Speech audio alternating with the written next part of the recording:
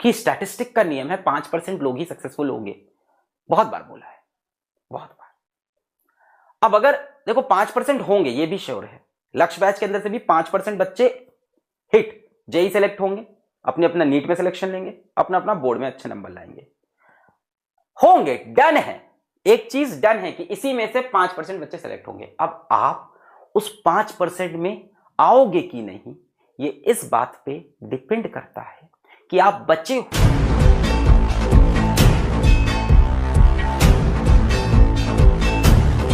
पहला बैच है, मैं चाहता हूं यहां से कम 50 से 100 बच्चे तो 100 मार दें, कम से कम 50 बच्चे तो 100 मारे यार, है ना। 50 × 50,000 कितना हुआ बबीता?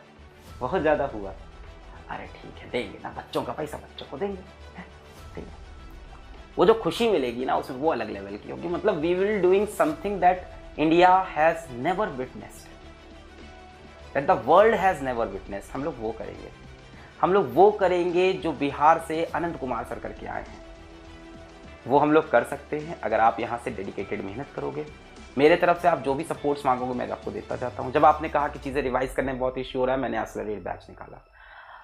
अब आप लोग कई बार बोलते हो कि फ्री कर दो, तो फ्री पॉसिबल नहीं था। मैंने लक्ष्य बैच में उसको प्री अनाउंस किया, और मैंने उसका बाद में ये भी नहीं है कि रेट मैंने कम रखा। मैंने जब उसको यूट्यूब पे लेके गया, उसकी फीस मैंने बढ़ा के ही रखी 2000 रुपीज़। लक्ष्य बैच को 24 आवर्स दिया कि you go and subscribe accelerate batch, you have full time. Accelerate batch के अंदर बहुत ही दमदार फैकल्टी है। आप लोग आदित्य सर के अंदर जब कमियां निकाल रहे थे शुरू में, मेरे को बहुत हंसी आ रही थी कि आदित्य सर को ये बता रहे हैं। आदित्य सर मतलब आकाश जयपुर के बहुत तगड़ी फैकल्टी हैं। अभी आप यूट्यूब पे उनके वीडियो देखो, उसके नीचे कमेंट देखो, बच्चे पागल हो गए हैं। आप उनके फीडबैक देखो, अंदर प्रयास बैच, मतलब people are just loving him and he must be loved, he has so much content in him. मैं हर वो कोशिश कर रहा हूं जिससे आपका रिजल्ट इंप्रूव हो। बस बात इतनी सी है, क्या आप सच में इस बारे में इंटरेस्टेड हो कि आपका रिजल्ट इंप्रूव हो। मैं एक्सेलरेट बैच इसीलिए लेके आया था। अगर मैं आपको सच्चाई बताऊं तो एक्सेलरेट बैच मैक्सिमम लक्ष्य बैच के ही बच्चों ने लिया है। ये भी एक रियलिटी है, जो कि मेरे लिए थोड़ी सी नेगेटिव भी था, क्योंकि टीम ने हमसे कहा कि सर आप फिजिक्स पढ़ा रहे हो फिर भी बच्चा खरीद रहा है। हमने कहा ठीक है, उसको रिवीजन चाहिए होगा। तो इस तरह की चीजें मैं हर चीज मैनेज कर रहा हूं। मैं तुमको सीरियसली बता रहा हूं, एक्सेलरेट में आउटसाइडर्स बहुत कम हैं। एक्सेलरेट में बेसिकली आप ही लोग हो, लक्ष्य के ही बच्चे गए हैं। आउटसाइडर्स भी आए हैं बट उतने नहीं जितने आप लोग आए हो। तो ये आप ही के लिए बैच था। वहाँ केमिस्ट्री भी चली, वहाँ बायो भी चल रहा है, मैथ भी चल रहा है, टीचर सब कुछ कर रहा है, डीपीपी ये वो। अब एक्सेलरेट में अगर आपका बोल्ड टारगेट था तो पता नहीं आप कौन टीचर से ये बात आप जाके बोल दोगे। मुझे नहीं लगता आपको बहुत ज़्यादा डीपीपी पीपी करनी है। वो तो वो बच्चा करे जो मेन सेंस को टारगेट, जो बोर्ड टारगेट है भाई, बोर्ड की चीज़ें पढ़ी, एनसीईआरटी से मार्क की, खत्म किया। आप अपनी तरफ से मेहनत क्यों नहीं कर रहे हो बेटा? अपने एंड से क्यों नहीं मेहनत कर रहे हो? लास्ट में फिर 100 नंबर आएंगे नहीं, बड़ा दुख होगा। मेरे भी नहीं थे 100 तो यार, मेरे तो 90 रह गए थे फिजिक्स में।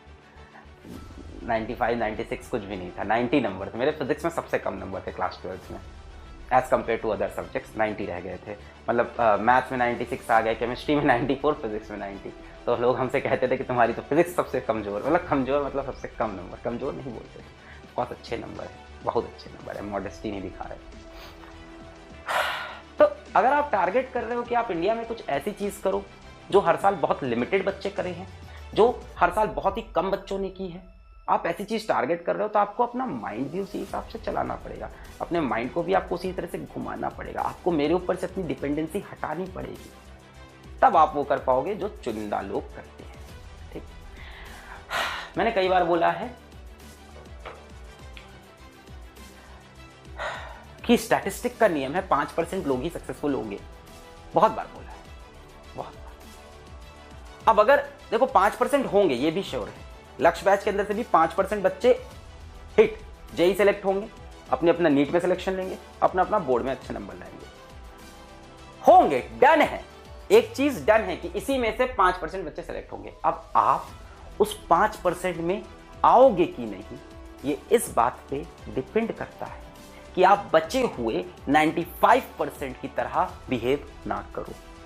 If you want to get in the top 5% of the crowd, do what 95% are not doing.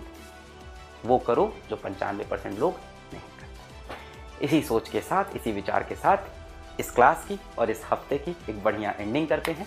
पढ़ाई करते रहें। All the very best. जेब में था चिल्लर, साथ वाले किल्लर, काम करे कांड वाले, लाइफ बेड़ा थ्रिलर, घूमे फिरे बस्ती में दिन रात मस्ती में, फिर भी काम किया बेटा खड़ा किया पिल्लर।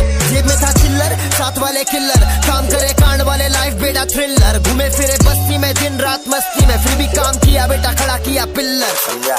लाइफ इज इजी, समझने की देरी है, नहीं समझा तो समझ ले जिंदगी तेरी लेरी है। बाकी बोल बच्चन राग